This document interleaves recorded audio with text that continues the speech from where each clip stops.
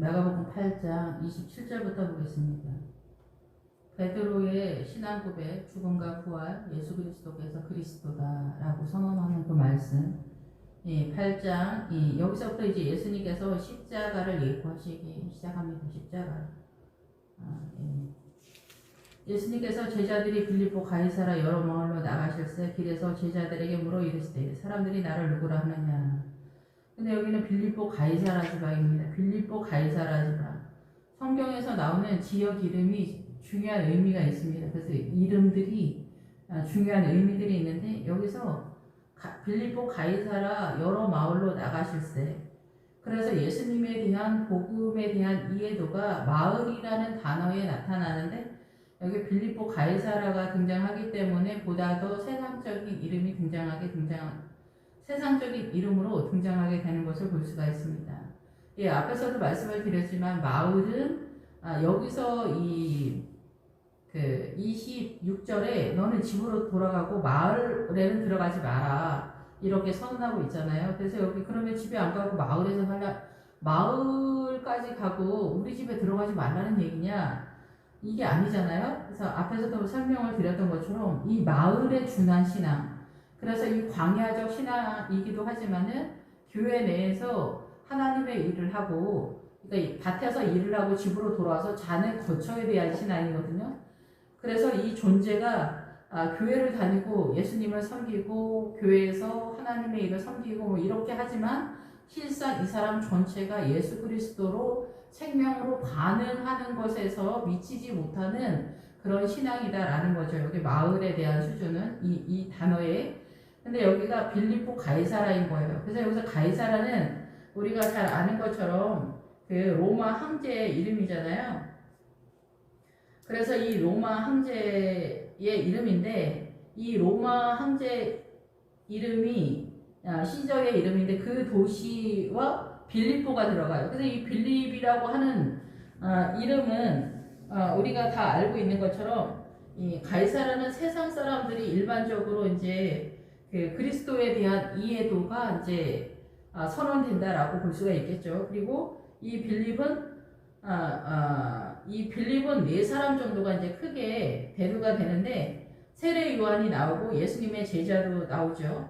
그리고 여기서 이제 그 헤롯 동생으로도 나와요. 그리고 여기서 가이사라 빌립보가 나오죠. 근데 이 빌립은 말을 좋아하는 사람이에요. 그러니까 말 타는 사람이죠. 말 타는 사람.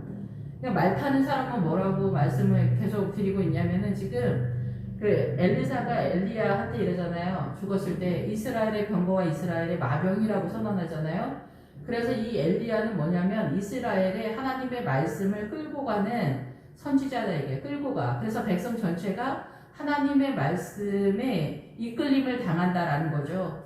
그래서 늘 말하지만은 그 하나님의 나라를 대적하는 선한 사마리아 사람에서 강도 만난 자, 이 강도가 혁명가라는 뜻이에요. 그러니까 사상과 이념을 끌고 가는 군자가 도를 따라가는 그 도를 선언하는 것 같은 이러한 무리들이 사실은 우리의 사고를 이끌어서 하나님의 말씀이 밀리게 되면서 이 사람들이 사실상은 이단과 같은 역할을 한다는 거죠. 사단의 문화권에서. 그래서 여기서 빌립보 가이사라는 뭐냐? 이 사단 나라에서 이 빌립에 해당되어지는 사람, 이 주동자 같은 사람. 그래서 우리가 데모할 때도 주동자가 누구냐? 이렇게 주동자를 잡는다 이렇게 얘기하거든요. 그래서 이제 사회주의가 위험한 게 그 사회주의의 관리를 자기네가 해주겠다. 자본주의가 되지 못하도록 하는 그 위에 윗대가리들이 바로 공산당이잖아요. 그래서 이 사회주의, 지금 이제 대한민국도 이 사회주의를 많이 밀고 전라도가 이제 이 사회주의를 많이 밀고 지지하고 있는데 스스로도 이게 위험하다라는 거를 감지를 못하고 있다. 백성들은 어리석어서. 그런데 정작 그 민주당 의원들이나 그 청와대 사람들은 분명하게 알고 있죠. 이 사회주의에 대해서. 이것이 사상과 이념으로 이 선한 사마리아 사람에 있어서 강도다라는 거예요. 사상과 이념으로. 이만희나 뭐 구원파 이런 사람들도 뭐 당연히 말할 것도 없지만은 이 나라의 시점에서 보면, 대한민국 시점에서 보면은 이 강도가 국가 차원에서. 그런데 여기서 빌립보 가이사라, 그러니까 빌립에 해당되는 사람, 그러니까 예수님의 12제자 속에서는 이 빌립과 같은 사람이 있다는 거죠. 그래서 목회자가 말씀을 맡은 자가 돼서 끌고 간다. 이스라엘의 병거와 이스라엘의 마병이 어느 시대나 엘리야와 같은 목회자가 있어서 이 사단의 문화권의 강도, 혁명과 같은 그 세력들이 어떻게 하나님의 나라를 사상과 이념으로 공격해 들어오는가, 문화 전통에서. 그러니까 옛날 시대는 이제 양반 쌍놈도 사실은 사상과 이념 속에서 문화 전통이지만은 유교나 불교나 이런 것도 다 사단의 문화 전통 속에서 공격해 들어오는 사상과 이념이죠. 그런데 지금은 이제 이 시대에 맞춰서, 이 시대에 맞는 그 눈높이에 맞춰서 이 사회주의가 제일 강력한 사상과 이념이다, 이렇게 볼 수가 있죠. 개인적으로는 이제 뭐 돈일 수도 있죠. 돈에 대해서 우리가 하이킹하자, 인생을 걸잖아요. 어떤 사람은 여자, 어떤 사람은 남자, 뭐 학력, 아니면은 직업, 뭐 이런 거에서도 걸 수 있으면 개개인에는 그렇게 들어갈 수가 있죠. 문화 전통 속에서 시댁의 절대적인 어떤 그 집안의 룰에 있어서 뭐 양보하지 않는 절대적인 어떤 싸움이나 이런 것도 다 그런 상황이 되고, 요즘은 이제 여자들 친정 쪽에서도 돈의 권세 속에서 이제 시댁보다는 친정이 더 세력이 있는 집도 더러더러 열에 하나는 있는 그런 상황이다, 이렇게 볼 수도 있는 그런 시대가 아닌가, 이런 생각도 들지만, 거의 대부분 열의 아홉은 시댁, 남자 위주로 돌아가는 이 그 남자 중심의 세력 속에서 우리가 밀리고 있는 문화 전통 속에 살고 있기 때문에, 그래서 이 빌립보는 뭐냐면 어느 문화나 전통이나 사상과 이념이나 어떠한 세력을 앞에서 끌고 있는 말 달리는 사람이다. 예, 우리의 사고를 이끌어내는 그런 세력이다라는 거죠. 예, 그래서 이 빌립보 가이사랴가 뭐냐면은, 이 빌립보 가이사랴가 그 갈릴리 윗지방에 있는데, 여러 마을로 할 때 이 마을에 해당되어지는 그 신앙의 내용을 갖고 있는 사람인데, 이 마을이라는 단어는 밭에 나가서 일하다 돌아와서 집에서 잠자는 사람들을 기본적으로 일컬어 하는 거예요. 그러니까 주의 일을 하는 사람들이에요. 그냥 교회만 다니는 사람들이 아니에요. 나름대로 교회에서 사명을 감당하는 사람들이다, 이렇게 볼 수가 있는 거죠. 뭐 구역장이나 주일학교 교사 성가대, 외형적으로. 그런데 이 외형적으로는 이런데 내용적인 면에서 예수님의 생명의 세력을 잡지 못한 사람들이다, 이렇게 보는 거죠. 이미 이 앞에서 22절에서 소경의 눈을 뜨는 사건들이 벌어지고 있는 상황이고, 오병이어와 칠병이어 사건이 벌어지고 있는 상황이기 때문에 벌써 이미 예수 그리스도의 십자가 안에서 이미 예수님의 말씀 속에서 그 믿음의 수준이 엄청나게 진입되어져 들어오는 사건들로 선언하고 있어요. 그래서 기적과 이적, 중풍병자 이런 것들이 다 장애를 갖고 있는 사람들을 주님 고쳐줬다, 뭐 이런 얘기가 아니라, 우리가 하나님의 나라를 이해하지 못하는 장애 상태에 있는 그 부분들을 주님이 영적인 거에서 회복했다, 이런 뜻이잖아요. 예, 그래서 그런 상태에서 주님께서 길이 나오면 항상 어디 가다가 길에서가 아니라, 길이 나오면은 이 우리 인생 전체에 그 믿음의 길이에요. 믿음의 길, 그 구원의 길, 어느 지점을 말하는 거예요. 그래서 어느 지점, 여기 지금은 그 앞에서 소경이 나왔기 때문에 눈이 뜨이는 상태가 되는 거죠. 소경이 하나님의 나라를 보고 구원의 노선을 잡는 나무 같은 것들이 걸어가는 것을 보나이다. 그래서 이 소경이 눈을 띄어서 이 구원의 길이 보이는 거예요. 그 전에 이스라엘 사람들은 이 구원의 길을 잘 보이지 않았어요. 지금도 마찬가지예요. 지금도 많은 사람들이 이 구원의 길이 어떻게 돌아가는지 모른다는 거죠. 나무 같은 것들이 걸어가는 것을 보나이다. 그래서 나무는 하나님의 나라의 성도들을 말하는 거고, 걸어가는 거, 그 구원의 노선이 어떻게 흘러가는지 보인다, 이 얘기를 하는 거죠. 그래서 여기서 나가실 때 길은 제자들이 물어 이르되 사람들이 나를 누구라고 하느냐. 그러니까 믿음의 어느 지점이에요. 이렇게 성장되어져가는 어느 지점에서 주님 물어보는 거예요. 지금 이제 주님이 예수님의 죽음과 부활의 사건을 이 제자들에게 말하는 어느 시점이라고 볼 수가 있겠죠. 그 지점에서 그랬더니 이제 사람들이 우리가 잘 아는 대로 세례 요한, 더러는 엘리야, 더러는 선지자 중에 하나라고 말합니다. 근데 너희는 나를 누구라고 하냐 했더니 베드로가 정답을 말합니다. 주는 그리스도시다 라고 선언을 하죠. 여기서 이제 엘리야가 나오고 세례 요한이 나와요. 이게 대표적인 그 선지자 중에 한 명인 사람들이죠. 세례 요한은 하나님의 은혜로 물로 세례를 주는 이죠. 여태까지는 예수님의 십자가가 오기 전에는 물로 세례를 주는 세력 속에 우리가 갇혀 있어요. 물로 세례를 주는 이 상황도 사실은 굉장한 상황인데 이방인들은 아예 사단의 문화권에 그대로 젖어 있는 상태지만 이스라엘은 물의 세력을 잡고 있는 사람들인 거예요. 그래서 세례 요한이 자기는 물로 세례를 주지만 몇 날이 못 되어 불로 세례를 주는 이가 온다. 그분이 바로 예수 그리스도인 거죠. 그래서 이 엘리야는 이스라엘의 병거와 마병. 그래서 빌립보, 이 빌립은 뭐예요? 예수님의 제자 속에서 어떻게 해요? 이스라엘 병거와 마병이 어느 시대나 어느 목회자나 다 이 세력이 있어야 돼요. 말씀을 이끌어내는 세력. 이 사단의 문화권이 어떻게 우리를 미혹하는가 이런 것들을 고발할 수 있는 말씀으로 고발할 수 있는 생명의 세력을 전하는 빌립의 세력이 있어야 된다라는 거죠. 그래서 여기서 이제 그 세례 요한과 엘리야, 이스라엘의 병거와 마병과 같은 그런 사람이 아닐까 이렇게 얘기하는 거예요. 근데 이러한 세력을 관장하는 본체인 거죠. 예수 그리스도는. 그래서 그리스도다라고 딱 선언을 하는 거예요.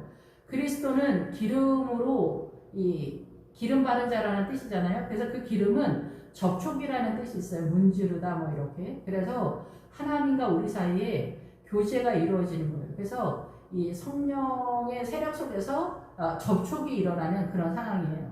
성령의 역사. 우리가 이제 기도하거나 기도원이나 부흥회 때나 뭐 아니면은 인생의 삶 속에서나 아니면은 어떤 사건 속에서나 주님이 감동을 주시잖아요. 어떤 내가 일을 막 하려고 했더니 주님이 갑자기 감동을 주셔서 막으신다던가 내가 할 말을 막으신다던가 어떤 일을 내가 하고 싶은데 못하게 하신다든가 이렇게 감동을 줄 때가 있잖아요. 그리고 지금 하면 안 된다. 사람이 말하는 것처럼 들릴 때도 있잖아요. 이런 감동들이 있어요. 사람마다 좀 틀리겠지만. 그래서 이 그리스도다. 그리스도는 기름의 세력으로 성령의 세력이다. 성령의 세력이고 메시아이고 뭐 말로는 이제 우리가 다 알고 있는 것처럼 그러지만은 하나님의 아들 되시죠. 자기 일을 아무에게도 말하지 말고 경고하시고 성령께서 예수 그리스도의 일을 하는 게 원래 주님의 의도하는 바죠. 예수님이 십자가에 달려 죽으시고 예수님의 원래 일은 성령님이 하시는 거죠. 나에 대해서 말하는 이가 오실 거다. 그가 성령이다라는 거죠. 그래서 예수님은 십자가 지고 가시고 그 아버지로부터 보냄을 받은 성령의 영과 그리스도의 영이 계시록에 보면은 영으로서 주님이 일을 하는 거라는 거죠. 영으로서. 그래서 이제 그것이 우리는 믿음의 세계 속에서 주님과의 교제 속에서 나타나는 현상이다. 하나님의 나라가. 그래서 인자가 많은 고난을 받고 이 고난의 주체는 십자가죠. 그런데 이 고난의 내용에 고난을 주는 이가 있는데 그게 장로는 나이 많은 사람들이라는 뜻이잖아요. 기본적으로. 근데 오랫동안 예수님을 믿었는데 이 사람들이 하나님의 나라를 세우는 쪽이 아니라 오히려 하나님을 대적하는 세력 쪽으로 나타난다. 이게 사단의 나라다라는 거죠. 그래서 원래 장로를 세울 때도 모세가 나 힘들어요. 나 힘들어서 이제 이 주일 못 하겠어요. 나 이제 내가 뭐 이 이스라엘 사람 다 내가 났어요? 왜 이 짐을 나한테 다 넘기는 거예요? 나 이제 너무 피곤해. 이거 일하기 너무 피곤해요. 나 이제 못 하겠어요. 그랬더니 주님이 이제 너 혼자 하지 않게 할 거야. 너를 도와주는 일을 내가 세워줄게. 걱정하지 마. 그 사람들이 누구냐? 장로님들을 그때 세운 거예요. 그래서 그 장로님들이 이제 오랫동안 신앙생활을 했으니까 자기네가 젊었을 때 사고도 치고 이랬지만 이제 나이가 들면은 목사님이 말씀하시고 하나님의 나라를 선언하고 이끄셨던 그런 것들이 정말 하나님의 나라구나. 이제 항복할 수 있는 그런 수준이 됐기 때문에 이 장로님들이 너를 후원하고 지지하고 돕는 그런 세력이 될 거야. 그러니까 너 힘들었었지? 애썼어. 이제부터는 장로님들이 널 도와줄 거야. 그런데 오늘날도 마찬가지야. 오늘날도 우리가 신앙생활 하면은 뭐라 해요? 장로님이 가서 말씀하세요. 막 이러잖아요. 장로님들은 뭐라고 우리가 보통 이해를 하고 있냐면 목사님이 독재 정권을 휘두르는 것 같은 교회를 할 때 장로님이 가셔서 한마디 하셔야 되는 거 아니냐. 장로님 사명이 목사님 자기 마음대로 못하게 좀 막고도 해주고 막 그러는 거 아니냐. 이렇게 이해하시는 분들이 많단 말이에요. 정작 장로님들도 그렇게 생각하시는 분들이 의외로 많아요. 그래서 목사님들이 무슨 일을 하려고 할 때 물론 목사님들도 부족하기 때문에 제대로 못할 때가 있죠. 열에 하나. 그런데 거의 대부분 목사님들은 하나님의 나라를 세우려고 하는데 그때 잘 안 되는 게 누가 막느냐? 장로님들이 막는 경우가 굉장히 많다라는 거죠. 하나님의 나라를 막는 사람이 장로님인 경우가 많아요. 지금도 마찬가지예요. 여기 예수님을 죽이는 일만 장로님들이 나서는 게 아니라 그러니까 우리의 믿음이 얼마나 가난한가 그리고 얼마나 우리의 믿음의 연륜이 사단 쪽으로 빠질 수 있는 가능성이 10의 99인가 너무나 가슴 아픈 일이다 얘기죠. 그래서 산수 곁두는 사람들 대제사장들은 목사님들 속에서 제일 우두머리 아닙니까? 그런데 이 대제사장들이 그리고 서기관들은 율법사라고 하는 사람들, 성경 연구하는 신학 박사라고 하는 사람들, 뭐 이런 사람들이 예수님을 십자가에 못 박아서 예수님을 때려 죽이는 일에 나서는 사람들이 됐다는 거죠. 오늘날 WCC도 마찬가지예요. 그렇다고 하면은 성도들은 뭐 훌륭하냐? 그건 절대 아니에요. 성도들은 그냥 아무것도 모르는 사람들이고 언제나 리더들, 정치도 정사와 권세를 위해서 기도하라고 하잖아요. 정사와 권세, 정치 경제 속에 있는 사람들이 이 나라의 머리로서 사단의 세력으로 이끌어내는 세력들이다. 사단이 정사와 권세, 정치 경제에 있는 사람들을 이끌어서 어때요? 사단의 사명을 그들한테 준다는 거예요. 그러니까 정치 경제 하는 사람들이 거짓말을 많이 하고 그렇게 하는 게 더 그런 거예요. 왜냐면 사단에 그런 게 많으니까. 그러니까 우리가 믿음 안에서 어떻게 바라보아야 하는 이 눈이 있어야 되는 거죠. 그러니까 그때나 지금이나 어쩌면 비슷한지 몰라요. 그래서 지금도 WCC를 목회자들이 미뤘기 때문에 오늘날도 이 보편적 신앙가를 가지고 구원을 얻기란 매우 어려워진 그런 시대가 되지 않았나 그런 생각이 드는 거예요. 그래서 말세 해가 총당같이 검어지고 달이 핏빛이 되는 시대는 뭐냐면은 일반적인 사고, 이 대한민국의 오름의 가치관에 일반적인 상식의 가치관에 밀려서 하나님의 말씀이 다 떨어진다는 거예요. 하늘의 별과 같았던 목회자뿐만 아니라 하늘의 별과 같았던 그 장로님들 그런 신앙관이 이 일반적인 상식과 일반적인 오름의 가치관에 다 밀려서 믿음이 온데간데 없는 그런 상태예요. 이 사단의 문화권의 오름의 가치관에 밀려서 하나님의 나라가 흩어졌다는 거죠. 그런 시대가 말세다라는 거예요. 지금 그런 시대 아닙니까? 그래서 이 성도는 성도대로 목회자는 목회자대로 다 자기 믿음은 자기가 잘 능력껏 잘 세워가야 하는 시대가 아닌가 또 그런 부분도 있지 않은가 그런 생각이 듭니다. 신천지에서 말하는 대로 목회자는 이상하고 성도는 뭐 괜찮은 말도 안 되는 얘기죠. 목회자가 이상한데 어떻게 성도가 괜찮을 수가 있어요. 성도들은 아무것도 모르는데 목회자는 이 성경을 갖고 있는 사람들이잖아요. 말씀을 갖고 있는 사람들도 헤매는데 성도는 말씀도 안 갖고 있는데 어떻게 하나님의 나라에 제정신이겠어요? 당연히 아니겠죠. 그러니까 우리가 사단 나라의 유언비어에 많이 미혹을 된다는 거예요. 이 일반적인 삶에 있어서는. 그래서 이런 사람들이 이제 그래서 내가 말세의 믿음을 보겠느냐 그런 시대에 우리가 살고 있는 거죠. 그래서 이제 죽임을 당하고 사흘 만에 살아나야 할 것을 비로소 그들에게 가르치시되 그러니까 주님은 정말 하나님의 나라의 사람들한테 고난을 받는 거예요. 진짜는.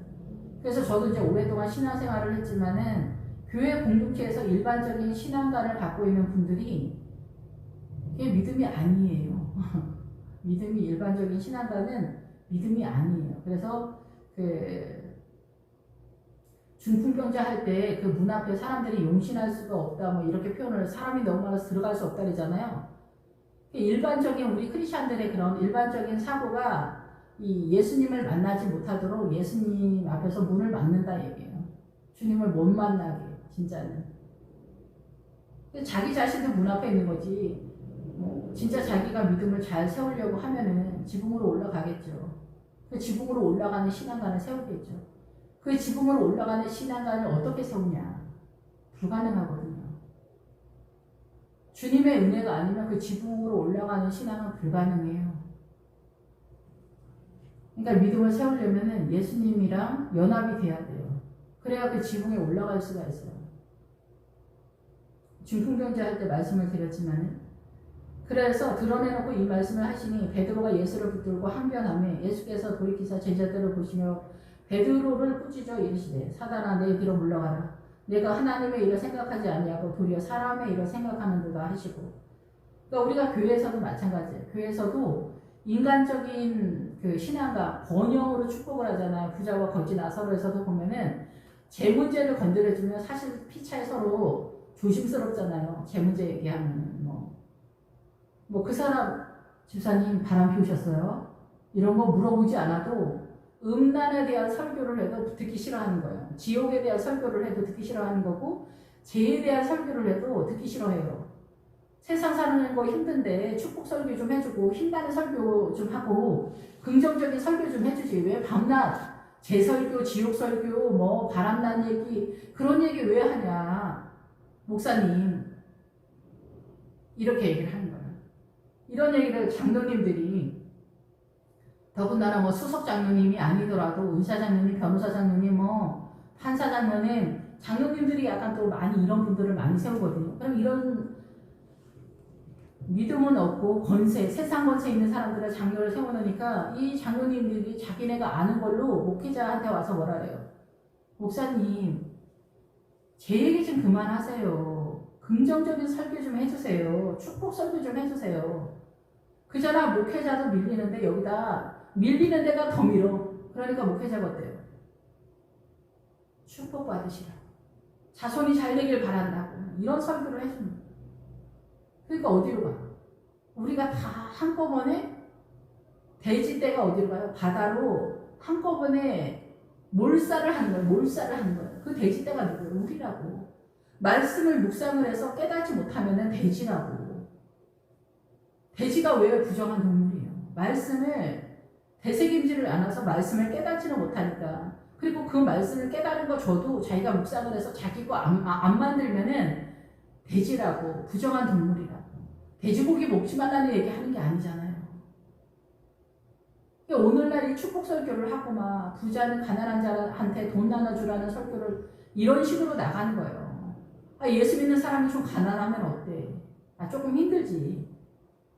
근데 하나님의 나라가 우선 상속이 되려면 가난은 필수예요. 가난은 필수.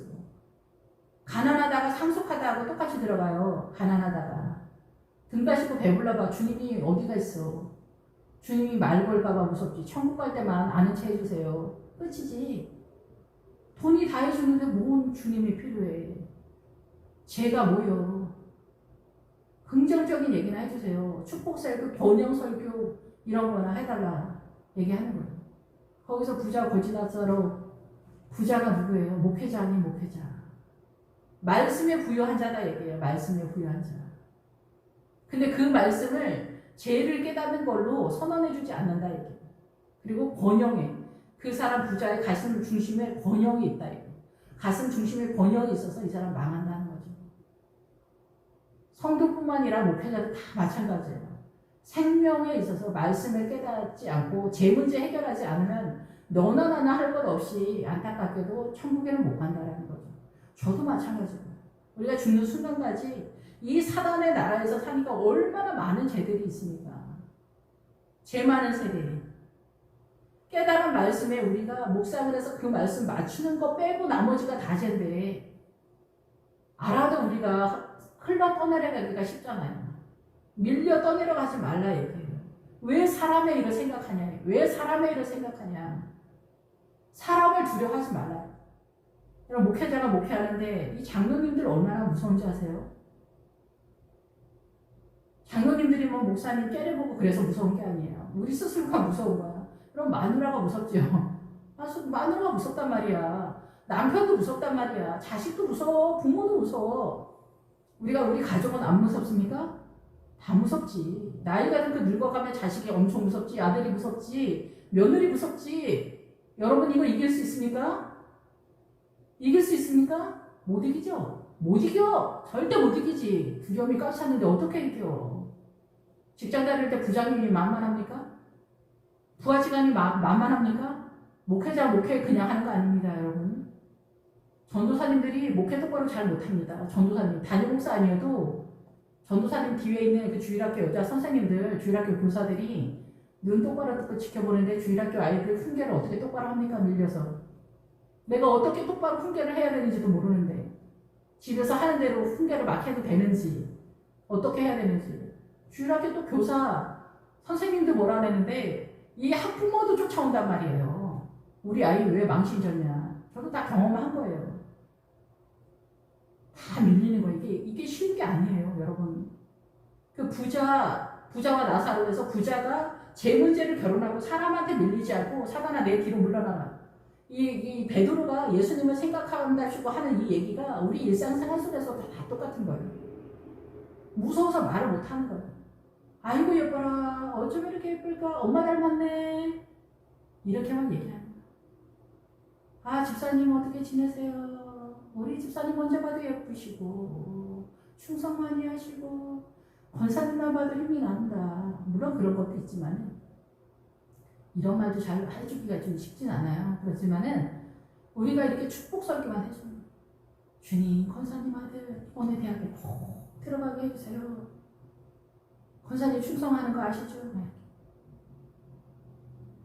믿음 가운데 생명의 세력을 잡을 수 있도록 주여 불쌍히 여기시라. 이 영혼의 믿음이 보이지 않으면은 이 사단 나라의 축복 설교를 해주는 거예요. 생명 나의 기도를 해주는 거예요. 우리의 간절함. 주님이 얼마나 입장이 난처하겠어요.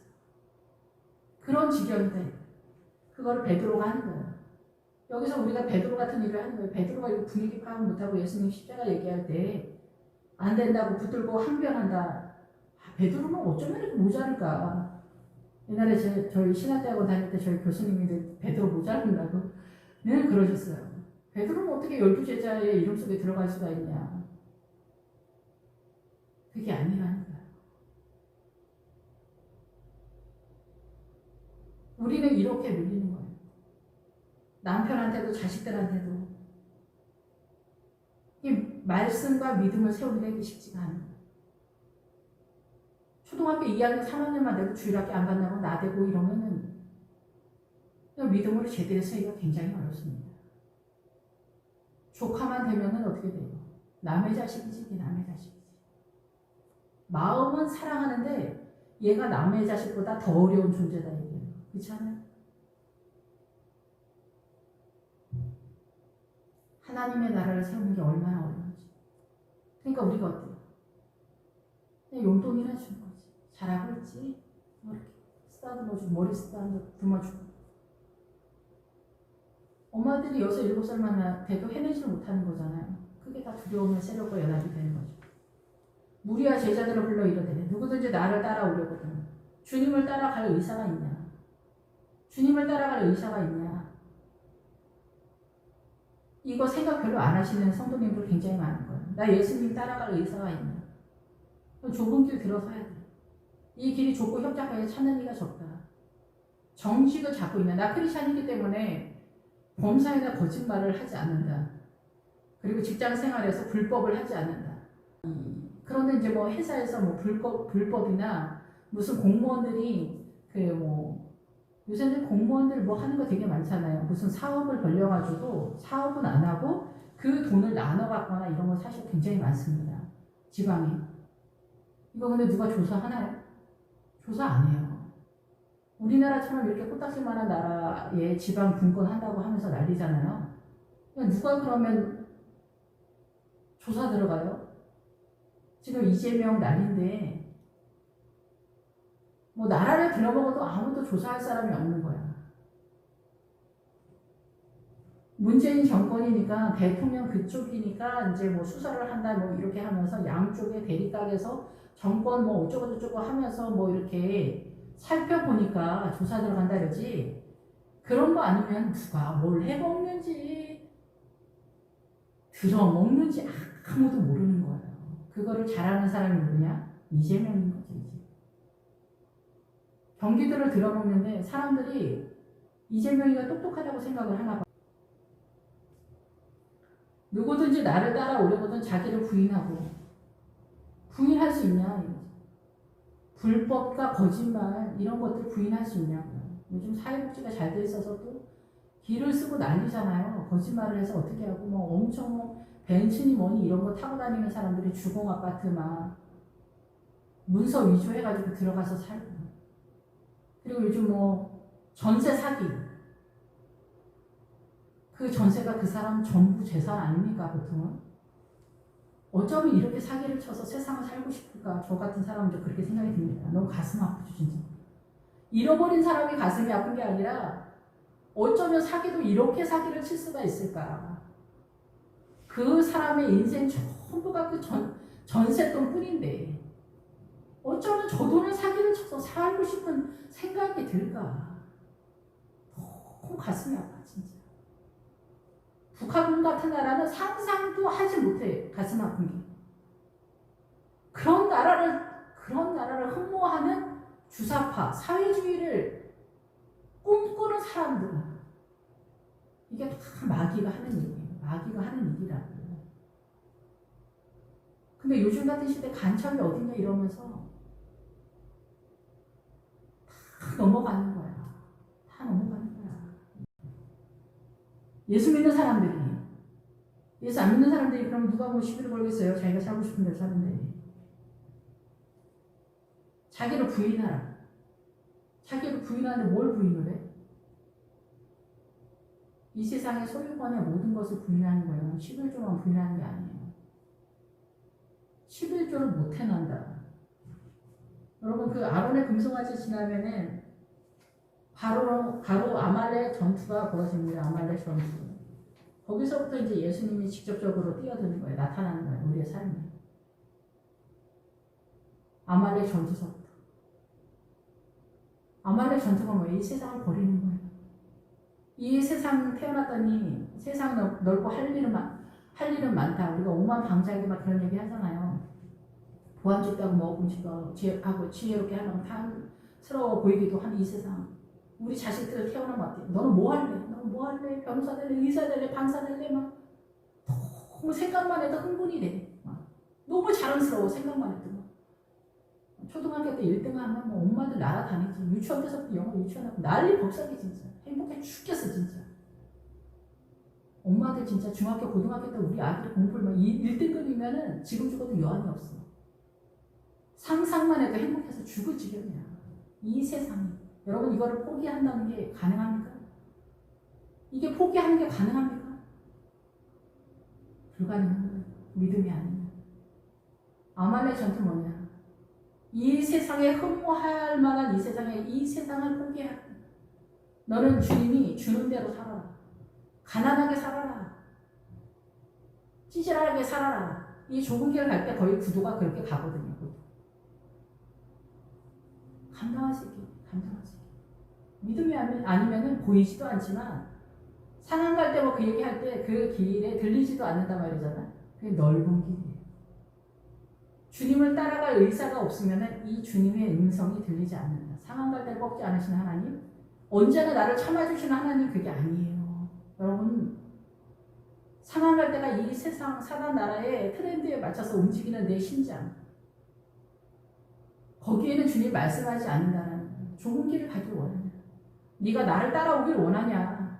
내 주님, 제가 주님을 따라가길 원합니다. 그러나 너를 부인해라. 이 사고, 이 사단의 문화권, 대한민국의 오름의 가치관, 사상과 이념과 문화 전통, 이런 모든 거 일단 꺾어야 돼. 이것도 꺾고 아말렉도 꺾어야 돼요. 세상에 대한 열망도 꺾어야 돼. 이게 제일 큰 세력이지. 꺾기가 어려워. 이거 2개 꺾었으면은 출발은 된 거예요. 출발. 네가 그래서 나를 따라올래. 너를 부인해.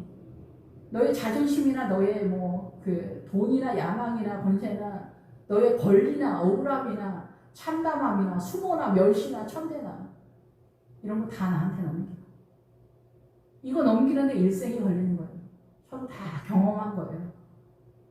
이게 사단의 세력이에요. 이거를 넘기는데 시간이 오래 걸려요. 자기를 부인하는데 오래 걸려요. 그 자기를 부인하면서 십자가를 지고 하는, 십자가는 뭐예요? 예수님. 그래서 우리가 히브리 알파벳 마지막에 타부가 십자가예요. 막대기. 예수님을 깨닫는데 출발할 때 예수님을 깨닫는 것 같아도 사실은 마지막에 주님을 아는 거예요. 제가 옛날에 그 전도사 시절에 부목사님이 되게 훌륭해 보였기 때문에 그런 질문을 할 수 있었어요. 목사님은 십자가를 아시나요? 감히 물어봤더니 목사님이 정직하게 잘 모르겠다고 대답을 하셨어요. 저는 십자가를 모르는 것을 지금 알았다고 대답을 했어요. 네, 십자가를 아는 데는 인생 전체가 소요된다 이렇게 볼 수가 있어요. 기본기는 시간이 굉장히 많이 걸리고 출발은 뭐냐면은 알레서부터 시작하거든요. 히브리 알파벳이. 그래서 하나님의 일을 출발한다. 하나님의 일을 하다. 소라는 뜻이에요. 그래서 여기서 마을로 들어가지 마라. 그게 알렛이 알레벳 기멜 달레 쭉 나가는데 하나님의 일을 시작해야 하나님의 나라의 진입 그게 일이에요. 알파벳 1이에요. 그래서 여기서 마을이 그런 뜻이라는 뜻이에요. 그래서 막대기 십자가는 뭐예요? 마지막 죽은 듯이 나는 없는 거예요. 나는 없고 주님만 있는 거죠. 그래서 율법을 지키는 자로 이 율법 내가 주체가 아니에요. 주님이 주체예요. 그것을 이루는데 평생 걸리는 거예요. 나의 소유의 모든 것을 주님께 넘기는 거예요.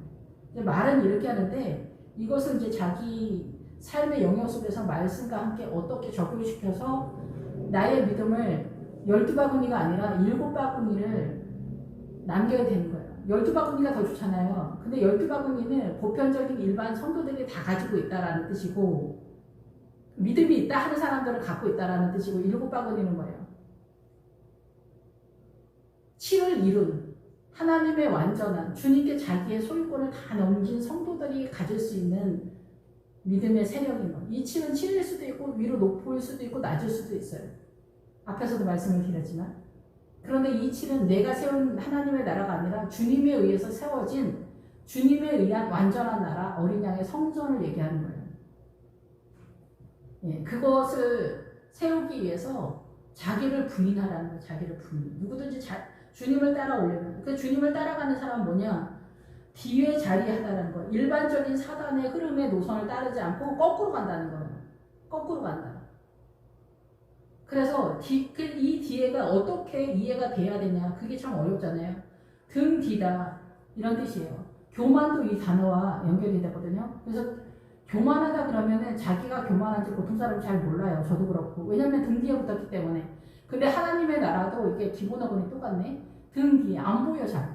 그래서 이 소경이 눈을 떴을 때 비로소 나무 같은 것들이 걸어가는 걸 보나이다. 이렇게 얘기하는 거예요. 비로소 그때에야 하나님의 나라가 보인다. 이 천국과는 그 길이 보인다라는 거예요. 천국과는 이 길이 보이는 것이 이 목회자들한테도 잘 안 보입니다.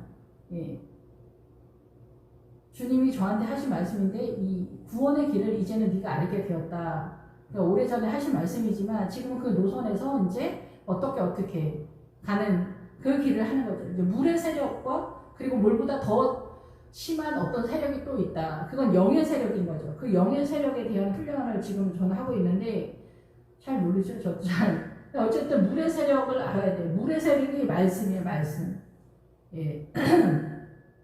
그래서 자기를 부인하고 십자가를 지고 자기를 부인하고는 부정하는 거죠. 단절하고 자기를 포기해. 모든 권리를 포기해.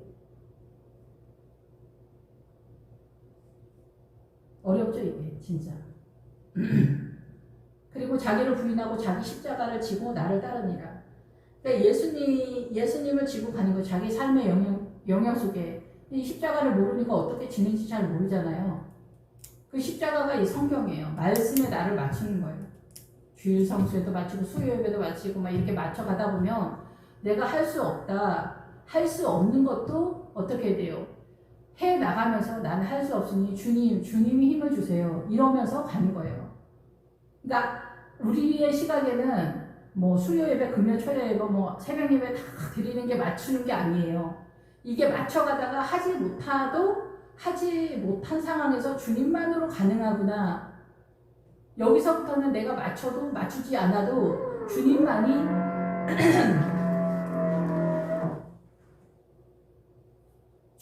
가능하구나. 육안으로는 분명하게 드러나지 않는다는 거예요. 자기 심령은. 그래서 요단강 넘어가게쯤 되면 요단강 근처에 오면 거기서부터 정탐이 시작해요. 정탐하다. 12매 정탐꾼. 어디를 정탐하냐? 내 심장을 정탐하는 거예요. 내 생각, 내 마음. 그래서 이 가나안의 하나님의 나라가 어떻게 세워져 가는가? 나는 어떤 재성 속에서 사각지대가 있는가? 그래서 동물 제사 드릴 때 다 조각을 내는 거예요. 어디 숨어 있나 사단이. 내 죄가 어디 숨어 있나. 근데 이게 언제 드러나냐. 고난이 쳐들어오면 실체가 드러나요. 고난이 쳐들어오면 내가 발광을 하거든요. 발광을 해요.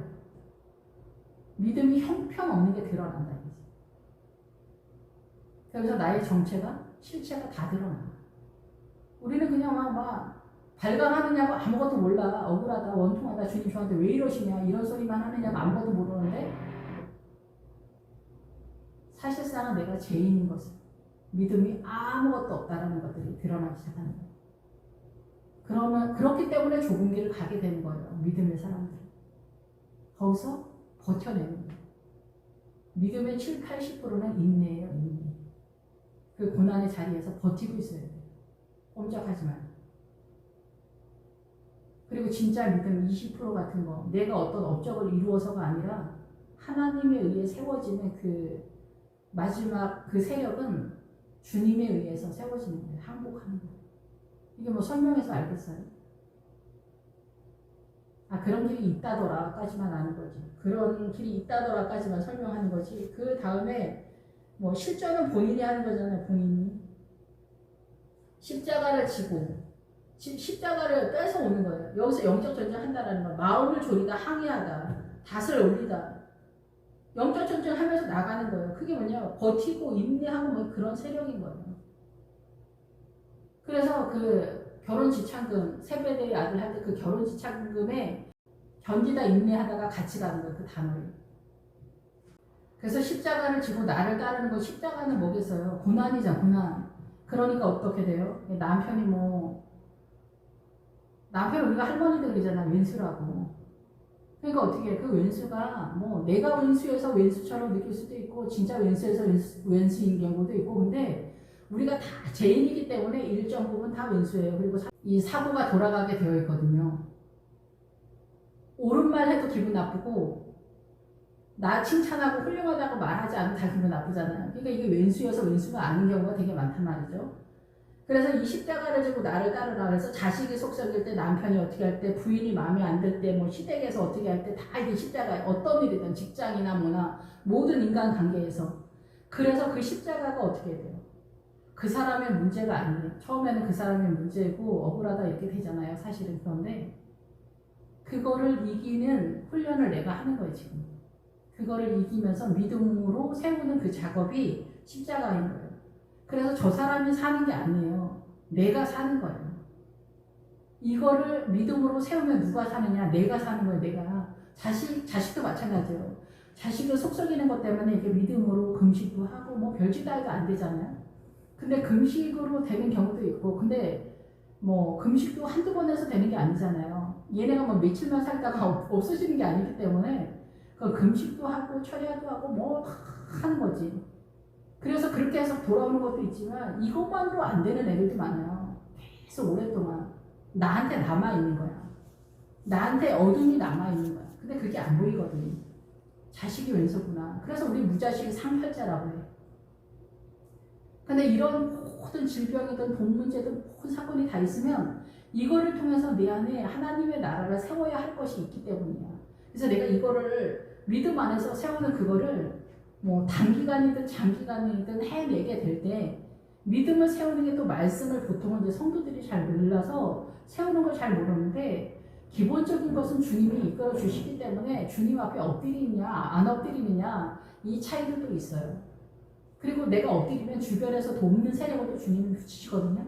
근데 이런 것들을 하면은 내 안에 있는 어둠이 내 자식이나 남편이나 가족이나 뭐 이 주변 환경, 가난이나 이런 질병이나 이런 것 때문에 누가 세워지냐? 내가 세워지는 거예요. 내가 하나님의 자녀로 세워지는 거예요. 어린 양의 성전을 세워져가는 믿음이 세우는 거예요. 아직도 고난이 지속되고 있다면 아직 남아있는 거예요. 내 안에 뭔가가 남아있는 거예요. 어둠이 남아있는 거예요. 그래서 십자가를 지고 나를 따르라 이러는 거예요. 이 길이 누구나 호되해, 누구나 혹독해, 잔인해, 처절해, 끔찍해, 죽을 것 같아. 이런 상황이에요. 그래서 예수 믿는 사람 중에서도 자살하는 사람까지 있을 지경이에요. 그래서 옛날에 김진호 목사님 그 설교했잖아요. 주님 저를 용서해 주시라고 자살한 자매. 앞을 보니까 너무 까마득한 거지. 술주정뱅이 아버지, 정신 나간 엄마의 동생들은 4명인가 이렇게 있지. 그러니까 그 큰 딸인 그 자매가 교회 다니다가 싸울 엄두가 안 나는 거지. 싸울 엄두가 안 나는 거야. 그리고 주님이 어떻게 세워줄지 어쩔지도 모르고 이 길을 내가 어떻게 가야 될지도 모르게 유서를 그렇게 쓴 거야. 주님 저를 용서하시고. 이렇게 유서를 써놓고 자살을 했어요. 이런 사람한테 바로 구제와 협력 이런 것들이 필요한 거겠죠. 그렇지 않아요? 그래서 이 십자가를 지고 가는 게 너무 호되는 거야. 그러니까 이혼이 수가 아닌 거야. 그래서 이혼이 수가 아닌 거야. 이혼하고 나오면 하나님의 나라로 세워질 수 있는, 그래서 그 자리에서 나오는 거야. 이혼을 하거나 자식을 포기하거나 그러면. 그러니까 죽으시게. 주님은 나한테 넘겨라. 주님한테 넘겨라. 그냥 넌 기도만 해라. 기도하고 금식하고 그러면서 돼요. 말씀 보면서 내 안에 하나님의 나라를 세워가면은 이게 세워져. 주님이 어떻게 세우는지 우리 잘 모르는데 주님이 세운다니까. 그 믿음이 너한테 있냐는 거지. 그 믿음이 너한테 있다면 네가 나한테 엎드려. 그게 너의 사명이야. 이게 일반적으로는 엄마들의 사명이에요. 하와가 생명이기 때문에. 엄마들한테 말하는 거 그거 네가 좀 해라. 그러니까 엄마들은 목사님들한테 시비 걸지 마세요. 본인 집 믿음으로 세우지 못하고 있으면서 목사님은 왜 이렇게 목회를 저렇게 못해? 그 모자라. 본인은 가정을 믿음으로 잘 세우고 있나요? 근데 이렇게 생각하는 사람도 많지. 또 우리 집은 엄청 잘하고 있다. 할 말은 없습니다. 어쨌든 그래서 나를 따라라. 그래서 그 속썩이는 자식, 남편, 가족, 뭐 직장, 나를 숨모시게 하는 그 누군가가 나의 믿음을 세우는 1등 공신인 거예요. 거기에서 자유하기까지 시간이 진짜 오래 걸리거든요. 그거 감당하면서 나를 따를 것입니다.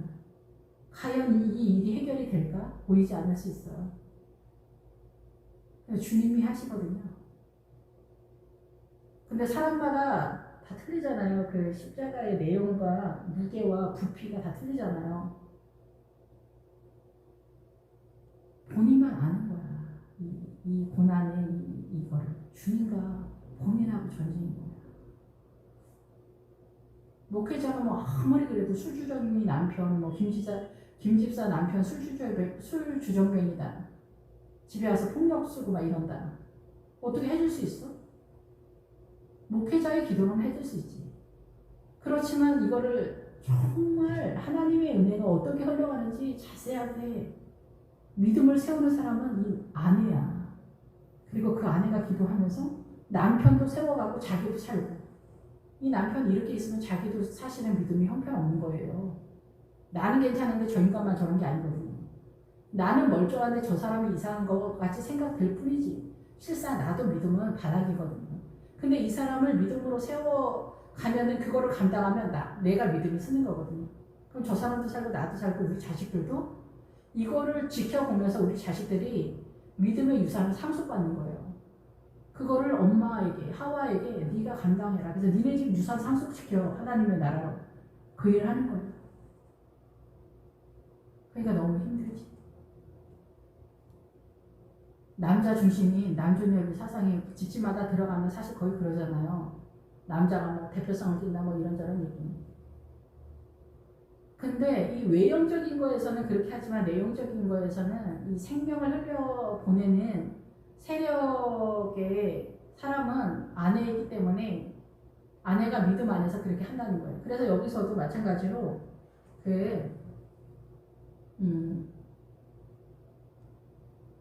주님을 따라갈 때 안전한 음모라는 뜻이 있어요. 안전한 음모. 뒤로 따라가다. 뒤다라는 거예요. 뒤에.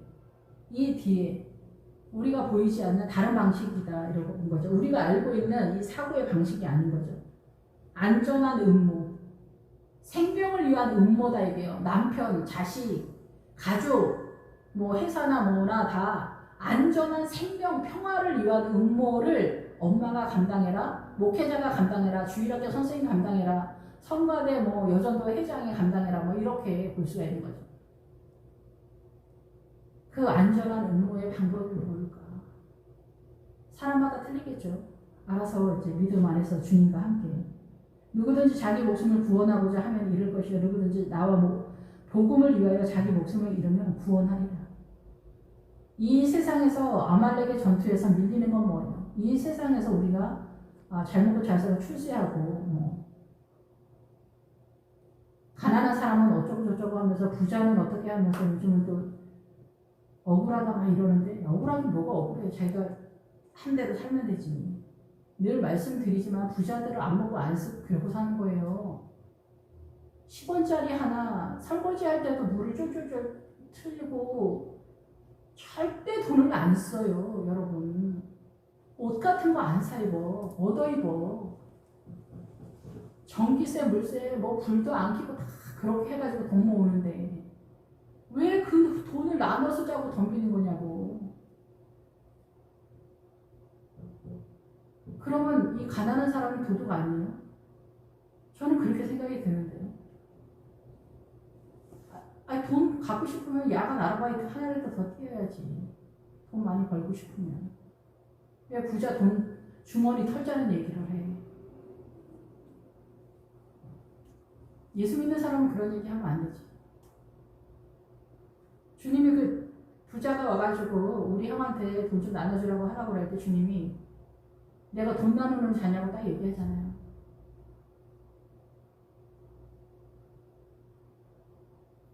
돈 타령은 그때그때마다 알아서 하시는 거고 부자 주머니에서 돈 털 생각은 하지 말라 얘기해. 그건 아니다 얘기지.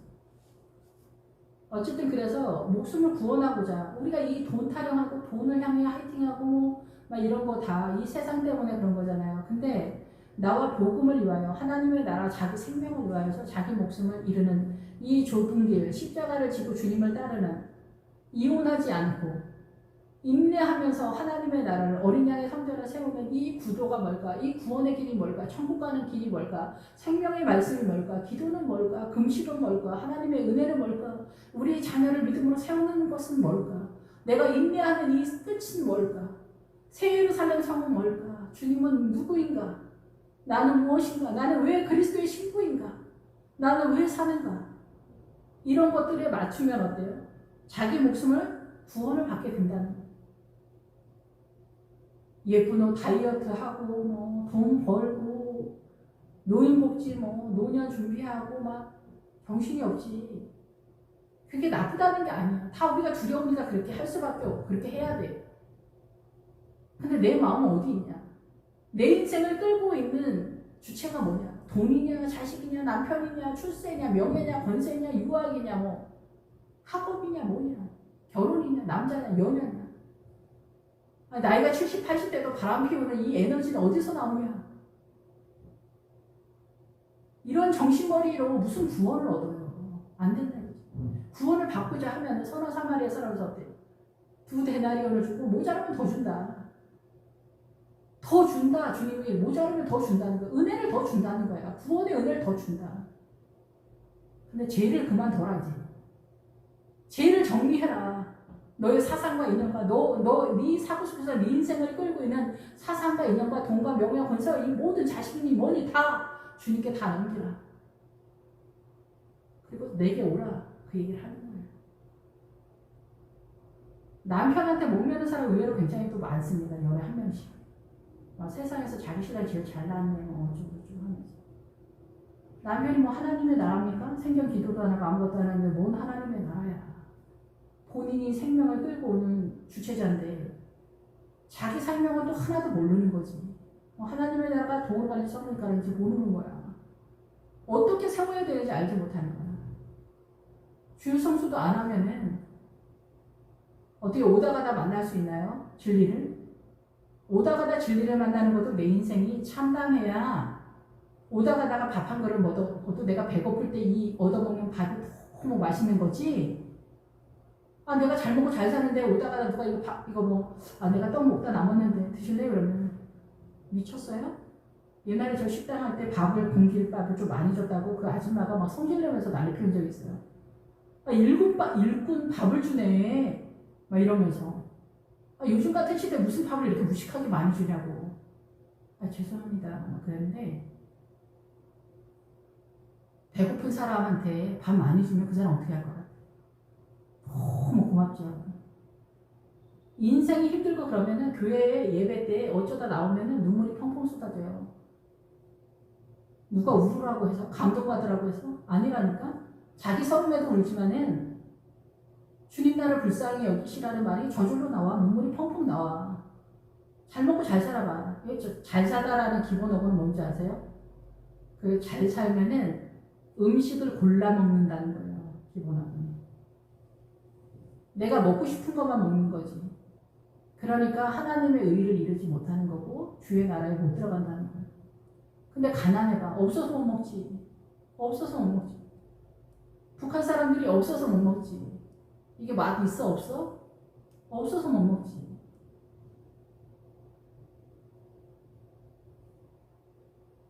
생명도 마찬가지. 그래서 주님은 우리를 가난으로 몰고 가는 거야. 가난으로 몰고 가. 그래서 늘 말씀을 드리지만 매일 똑같은 설교 같은데 어떤 사람은 그 설교 듣고 암이 나. 어떤 사람 신기하다. 우리가 볼 때 신기하다.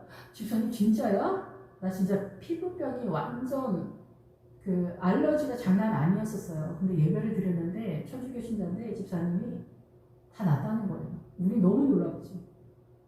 웬일이니? 우리 목사님 되게 일반적인 삶이신 것 같은데 하나님의 은혜를 이렇게 흘러가는 거예요. 목마른 자에게는 하나님의 은혜가 이렇게 흘러가는 거예요. 이렇게 흘러가는 거예요. 저도 교만한 사람이기 때문에 뭐 좀 그래요. 근데 아무튼 깜짝 놀라지 진짜. 깜짝 놀라지. 그런 사람들 보면 예수님의 이름만 들어도 진짜 눈물이 펑펑 쏟아지지. 구원에 대한 열망이 이 가난한 중에 흘러가는 거예요. 가난한 거에서 억울해하지 마세요. 저도 억울하다 생각할 때가 사실 많아. 사는 게 힘들거든요. 가난은. 근데 이 가난 속에 주님이 보물을 엄청 많이 심어놨어요. 곳곳에. 밥 한 그릇을 먹어도 예수님의 이름으로 먹어야 돼. 가난한 사람. 근데 부자는 뭐를 먹어도 맛이 없어. 그 차이죠. 그 차이. 사람이 만일 온천하를 얻어도 자기 목숨을 잃으면 무엇이 유익하겠냐. 우리는 온천하를 얻으려고 인생을 뛰거든요. 돈에다 목숨 걸고 365일 24시간 풀가동으로 뛰잖아요. 죽는 순간까지. 할아버지 할머니들도 이 세상을 향하여 절대 놓지 않아요. 그 욕심의 세력을. 사람이 무엇을 주고 자기 목숨과 바꾸겠느냐. 어떠한 것으로 자기 생명을 얻을 수 있냐. 아예 이런 생각조차도 하지 않을 거예요. 죽어봐야 알지. 남자는 자기 주먹을 믿고 산다 막 이러잖아요. 농담으로. 그래서 우리가 죽는 게 무서워서 또 기를 쓰고 또 건강 염려증 같은데 막 올인을 하잖아요. 병에 걸리지 않았는데도 병 걱정하면서 등산이니 영양제 이런 거 엄청 먹고 병원도 엄청 다니고 막 이러시잖아요. 나쁘다는 게 아니라 이런 근심과 염려가 우리의 그 세포를 죽인다고 하더라고요. 그래서 감사를 해야 되는데 어쨌든 사람이 무엇을 주고 자기 목숨과 바꾸겠느냐. 살 수 있는 건 없는 거예요. 누구든지 자기 십자가를 지고 나를 따르라. 자기 삶의 영역 속에 있는 십자가가 뭔지 다 아실 거예요 아마. 자기 십자가는 특별한 게 아니에요. 자기 가족이 거의 십자가야. 자기 가족. 남편이나 자식이나 부모나 자기 삶의 영역 속에 있는 이 사람에 대한 화평이 있냐는 거지. 화평. 십자가 화평이 있냐. 내가 용서해서 용서가 아니라 주님의 십자가로 사랑과 용서의 세력이 흘러가고 있냐. 이러면 다 이런 거예요. 이거를 위해 십자가를 지는 거예요. 이것이 십자가. 무엇을 주고 자기 목숨과 바꾸겠느냐. 아무 생각도 없고 그냥 돈이나 많았으면 좋겠다. 이렇게 말씀하시는 분들이 많아요. 목사님 사모님들 중에서. 왜냐하면 늘 돈에 너무 허덕이니까. 거지하고 사촌이 목회자거든요. 특히 부목사님.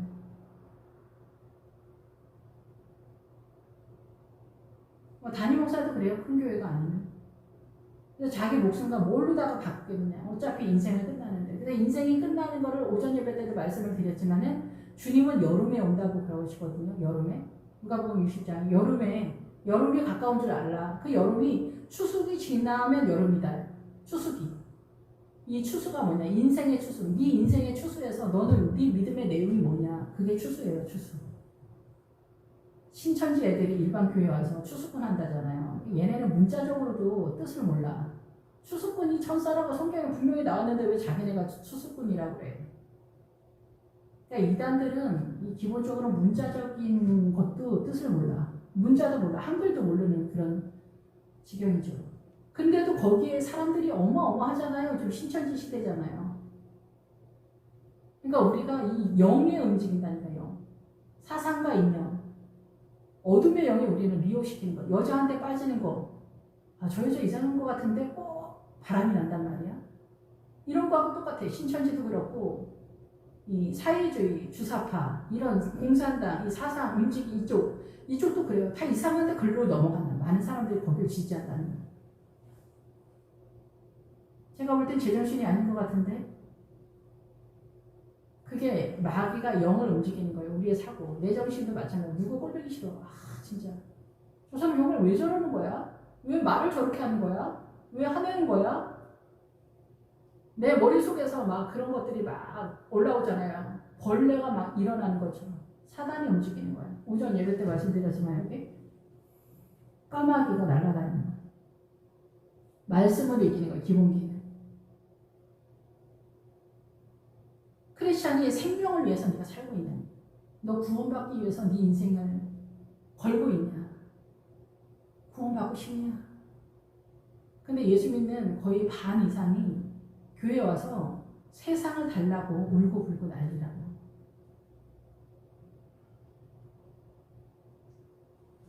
누구든지 이 음란하고 죄 많은 세대, 음란은 뭐냐면 사단이랑 어울려서 살기 때문에 음란이다라고 하는 거예요.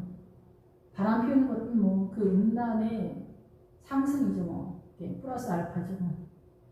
이런 거 정리 안 하고 천국 간다고, 나 구원의 확신이 있다고, 나 믿음 있다고 이렇게 말씀하시는 집사님들이 있다니까요. 바람 피우는 당사자들. 내가 뭐라고 말을 못하겠어 진짜. 어떻게 해야 돼? 어떻게 해야 돼? 회개할 생각을 안 한다니까. 그거를 정리할 생각을 안 한다니까. 근데 지금 그건 알겠어. 바람 피우다 그 사람이랑 헤어지는 게 쉽지 않다는 건 이해가 돼. 너무 안타깝지 그냥. 에휴, 저도 잘 모르겠어요. 나 조심스럽다.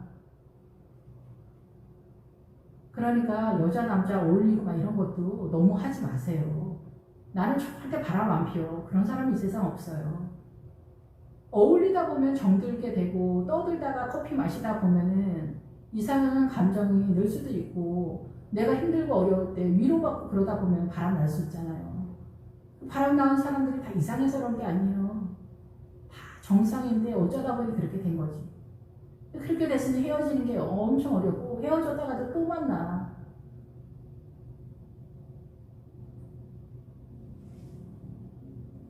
믿음 있는 사람들인데. 너무 안타까운 거예요. 너무 안타까워요. 내가 모른다고 생각하겠지. 제가 알거나 모르거나 그게 뭐가 중요하겠어요. 주님 앞에서 이게 아니라고, 주님이 아니라고 하면 아닌 거야. 그리고 그런 거는 다 마귀가 음란한 영을 부어주는 거예요. 마귀가 끌고 가는 거예요. 내가 저 사람에 대해서 연연해 한 그 마음이 가짜도 많다 이거지. 저 여자는 어쩌면 저렇게 매력적일까? 저 남자는 어쩌면 저렇게 매력적일까? 이게 허상일 수 있다. 이게 허상. 거의 대부분 허상. 근데 자기는 사랑이라고 생각할 수 있다는 거죠. 이 음란하고 죄 많은 세대. 죄는 늘 말씀을 드리지만은 관역을 못 맞춘다. 아버지의 뜻이 보이지 않는다는 거예요. 아버지의 뜻이. 알면서도 우리가 알면서도 못하는 것도 있지만 거의 대부분은 잘 몰라. 말씀을 잘 몰라서 아버지의 뜻을 잘 몰라. 그래서 아까 너 왜 사람의 생각으로 그렇게 하냐. 사람의 생각으로 이해하고 사람의 생각으로 자꾸 분투를 한다는 거예요. 이 사단의 문화권 대한민국의 오름의 가치관으로 어떻게 해요? 권사님 집안을 축복을 해주는 거야. 세상으로 잘 되게 축복. 목회자 집안은 잘 된다. 그것이 세상적으로 잘 돼. 목회자 집안이 잘 되는 거 뭐야? 그 목회자 아들이 목사 되는 게 최고의 축복이겠지. 그 목회자 아들이 서울대 가는 게 축복이 아닌 거지. 근데 우리는 목회자들이 서울대 가고 유학 가고만 이러면 역시 하나님은 진짜 목사들은 역시 축복해. 저도 그렇게 말할 때가 있긴 있어요. 근데 그렇지 않다는 거죠. 그렇지 않아도 괜찮다는 거예요. 지방대를 가도 그 하나님의 사랑은 변함이 없다. 우리를 사랑하시는 그 은혜는 말로 형용할 수 없다. 나와 내 말을 부끄러워하지 않는 인자도 아버지의 영광으로 거룩한 천사들과 함께 올 때 그 사람을 부끄러워하지 않겠다. 부끄러워하다. 그러니까 주님이 나를 부끄러워해도 나 구원은 받지 않겠어? 이렇게 내 마음대로 생각을 하면서 옆으로 빠진다고 해서 구원을 받는 게 아닙니다. 여러분. 이 구원을 잃어버리는 것 자체가 내 영혼이 폐허 더미가 되었다는 거예요. 폐허라는 거예요. 내가 폐허라는 거예요. 폐허. 붕괴가 됐다. 손상이 됐다는 거예요. 내 자신이 이미 영혼이. 오전에도 말씀을 드리지만 우리가 자기 영혼 상태를 잘 모르잖아요. 어떤 사람은 뭐 치매 한제 갖고 어떤 사람은 그 영이 죽었고 불화살을 맞거나 여러 가지 상황이 된단 말이에요. 근데 이게 자기 믿음이 그게 안 되니까 보지도 못하는 거예요. 내 영의 상태가 그렇다는 거를 인정을 안 하고 알지도 못하고 당연히 천국 가려니 이렇게 생각하는 거야. 그냥 대한민국 수준으로 그냥 착하게 살자. 이렇게 한번 하니까 안 되는 거지. 아론의 금송아지로 안 된다고 말씀을 드렸죠. 그래서 나는 폐허범이라고 안 된다는 거. 옛날에 박영규 목사님은 천국 갔다 와서 자기 전 재산을 다 팔아서 주님께 드리고 그때 간증 중에 뭐가 있었냐면 구원의 경쟁률이라고 하긴 그런데 수준에 대한 얘기가 1000대1이라고 했어요. 1000대1. 그만큼 믿음을 지금 대한민국 사람들이 잘 못 세우고 있다라는 거죠. 그냥 뭐 미국도 형편없으니까 전 세계 다 믿음의 크리스찬다운 크리스찬이 거의 없는 그런 시대에 우리가 몰려가고 있잖아요. 그래서 주님 말세에 내가 믿음을 보겠느냐 이렇게 하는 그런 시대에 살고 있기 때문에 우리는 이미 주님의 말씀 간역을 못 맞추면 소경인 거예요. 그래서 사단 나라의 오름의 가치관으로 이게 하나님의 나라려니 하고 이렇게 가고 있기 때문에 나는 하나님의 나라가 아니라 폐허덤이다. 그래서 내가 부끄러워한다. 너를 부끄러워한다 이런 거는 뭐 부끄러워해도 괜찮아요. 나는 천국만 가면 돼요. 이게 아니라니까요.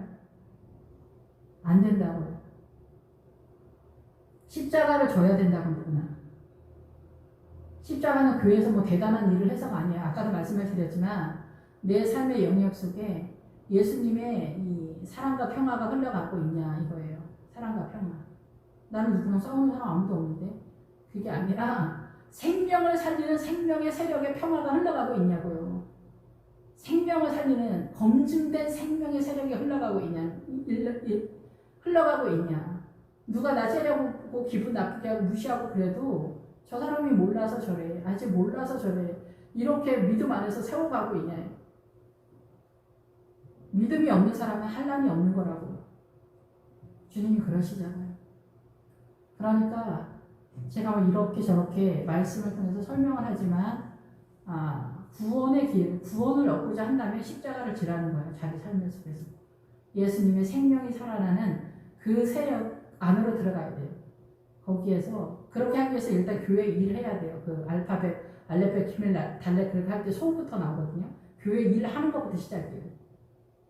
그러면서 집사님들이랑 어울리면서 싸우기도 하면서 기분 나쁘어서 삐지기도 하면서 하나님의 나라를 세워가는 거예요. 그러면서 우리 가정에 교회 일만 한다고 세운 게 아니라고 했잖아. 마을이라는 뜻에서 소경이라고 해야지. 그런 상태. 교회 일만 한다고 해도 소경이라고. 집에 와서 그 기도하면서 이 집에 오고 안 오고를 떠나서 내가 생명의 세력으로 주님 앞에 예수님이 내 인생을 끌고 있냐. 그거를 보라고. 주님이 내 인생을 끌고 있냐. 내 자식 그 명문대 못 가고, 내 자식 지방대 가고, 내 자식 직장 안 되고, 결혼 못 하고 있고, 막 이런 건 너무 애가 타는데 하나님의 나라는 어쩌는지 보라. 내 거짓말을 하고 있거나 뭐 이런 거 있잖아요. 그런 거를 자세히 살펴야 돼요. 그렇게 하다 보면은 좁은 길을 가면 주님이 잔소리를 하기 시작하세요. 넓은 길을 가면 주님이 잔소리를 안 하세요. 상한 갈대한테는. 갈대는 애굽 소속이기 때문에 말해도 어차피 안 들으니까. 아시겠죠? 예수님이 십자가 앞에서 구원을 받고 싶으면은 십자가 앞에서 눈물로 기도하세요. 주님, 저는 아무것도 모르겠습니다. 나를 불쌍히 여기시라고. 내 죄를 보게 하여 주시라고. 저의 연약함을 알게 하시라고. 각 사람마다 틀리겠죠, 그게. 네. 저는 저의 문제로 가고 있습니다. 여러분은 여러분의 문제 속에서 십자가 밑에서 그렇게 주님과 해결을 하시기 바랍니다. 기도하겠습니다. 할렐루야. 참 좋으신 주님, 우리의 영원한 사랑이신 주님, 우리는 갈 길을 알지 못하고 눈이 어두워 보이지 않습니다. 늘 헤매고 있습니다. 예수님의 생명 강가에서 주님의 생수를 마시지 못하는 요지경 속에서 살아가고 있습니다. 주님, 주님의 십자가 밑에서 탄식하며 우리의 구원과 주님의 나라를 꿈꾸는 모든 성도들에게 우리 어두운 눈을 열어주시고 대한민국이 살아나게 하시고 그것이 전 세계에 복음이 흘러가도록 주님께서 인도하여 주시기 원합니다. 이 땅에 전 세계 수없이 많은 영혼들이 생명을 찾지 못하고 길을 잃고 헤매고 있습니다. 주님 불쌍히 여겨주시고 지금도 이 땅에 복음을 위하여 복음을 들고 나간 많은 선교사들이 있습니다. 축복하여 주시고 더 많은, 더 깊은, 더 높은, 더 넓은 주님 예수 그리스도의 풍성함으로 하나님의 나라를 세워가는 목회자들이, 선교사들이 되도록 인도하여 주시고 그곳이 살아나게 하여 주시옵소서. 그들을 지켜주시옵소서. 예수님의 이름으로 기도했습니다. 아멘.